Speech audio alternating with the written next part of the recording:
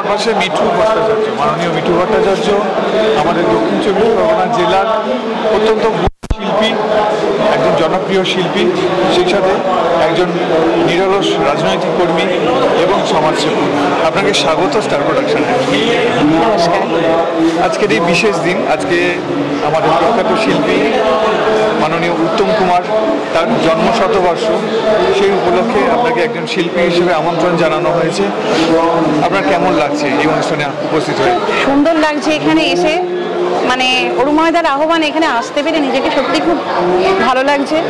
দ্বিতীয়ত বাঙালি সিনেমা জগৎ, বাংলা সিনেমা জগৎ মানেই উত্তম কুমার, যার কথা না বললে একেবারেই নয়। আজ উত্তম কুমারের ৯৯তম জন্মদিন এবং অষ্টমী নাট্য সংস্থার যাত্রাপালার শুভ মুহূর্ত। আগামী পথ চলা খুব সুন্দর হোক, আমি শুভেচ্ছা জানাই। এবং অরুময়দার এই এত সুন্দর একটা আপ্যায়ন অনুষ্ঠানে সত্যি আমি গর্বিত মনে করছি নিজেকে বাঙালি হিসেবে, যে এই অনুষ্ঠানে আসতে পেরে। অরুময়দা রাজনীতিবিদ, বা আমিও রাজনীতির পথে রয়েছি দীর্ঘদিন, কিন্তু রাজনীতি শুধু রাজনীতির মতো করেই চলছি না, তার সাথে সংস্কৃতি বাঙালিয়ানা সম্পূর্ণ আমরা জড়িয়ে রেখেছি। একসাথে হাতে হাত ধরে চলার চেষ্টা করি এবং চলার চেষ্টা করব। রাজনীতি রাজনীতির জায়গায় থাক, সংস্কৃতির জায়গায় থাক, সবাইকে সম্মান দিয়ে যাতে আমরা চলতে পারি, আমরা সেদিকটা ভেবেই এই অনুষ্ঠানগুলো আগামী দিন যাতে আরও আসতে পারি বা আমরা থাকতে পারি ভেবে দেখি। যারা জানেন, যারা মিঠুকে চেনেন তারা জানেন যে অনেকেই কিন্তু অরুময় গায়নের বোন হিসেবে এই মানুষটিকে চেনেন, এবং দুজনের রাজনীতির যে স্টাইলটা বেসিক জায়গায় যেটা একেবারেই এক, সেটা হচ্ছে দুজনেই কিন্তু সাংস্কৃতিক কর্মী। অরুময়দা অভিনয় জগতের সাথে যুক্ত, মিঠু যুক্ত সঙ্গীত জগতের সাথে। আমি জানি না অভিনয় জগতের সাথে মিঠু কতটা কী কাজ করে।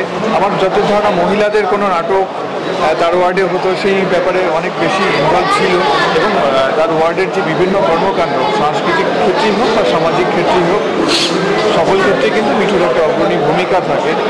তো সেই জায়গায় দাঁড়িয়ে অরুময় গায়নের সাথে, মানে আপনার সাংস্কৃতিক দাদা অরুময় গায়ন, আপনি তার সাংস্কৃতিক বোন, এবং রাজনৈতিক ক্ষেত্রেও দুজন একে অপরের যে অঙ্গাঙ্গিভাবে হাত ধরে চলা, এবং সংস্কৃতির সাথে রাজনীতির এই যে হাত ধরে চলা, এটাকে কেমনভাবে দেখেন আপনি? এটাকে কেমনভাবে দেখেন না, মানে সত্যি আমি গর্বিত। ওনার মতো মানুষ আমাদের ডাকে, মানে প্রত্যেকটা অনুষ্ঠানে, শুধু এই যে বছরে একটা করে অনুষ্ঠান হয় এটা না, প্রত্যেকটা রাস মেলার উৎসবে বা মহালয়ের অনুষ্ঠানে আসার জন্য আহ্বান জানানো বা এই সমস্ত, উনি, আমি বেশিরভাগ দেখি উনি রাজনীতিটা করে খুব কঠিনভাবে, এবং সাংস্কৃতিক জগৎটাকেও ধরে রেখে উনি পথ চলছে, সেটা আমরা দেখি। আর ওনাকে দেখে সত্যি আমরাও ভাবি যে দাদার মতো হতে গেলে আমাদের অনেক কিছুই মানে শেখার আছে দাদার কাছ থেকে। দাদার কাছে অনেক কিছু শেখার আছে।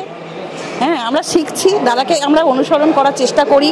হ্যাঁ, যাতে এই ধরনের অনুষ্ঠান সত্যি মানে কি ভালো লাগে যে কি বলবো। আর প্রত্যেকটা অনুষ্ঠানেই আমাদের আহ্বান করে দাদা। মাননীয় শিল্পী মিঠু ভট্টাচার্য, তার সঙ্গীত জীবন, সামাজিক জীবন এবং তার রাজনৈতিক জীবন, তার উত্তরোত্তর শ্রীবৃদ্ধি হোক এই প্রার্থনা জানাই স্টার প্রোডাকশনের পক্ষ থেকে। আগামী দিন আরও উজ্জ্বল হোক, জেলাকে আরও গর্বিত করুক মাননীয় মিঠু ভট্টাচার্য, এই প্রার্থনা জানাই ভগবানের কাছে।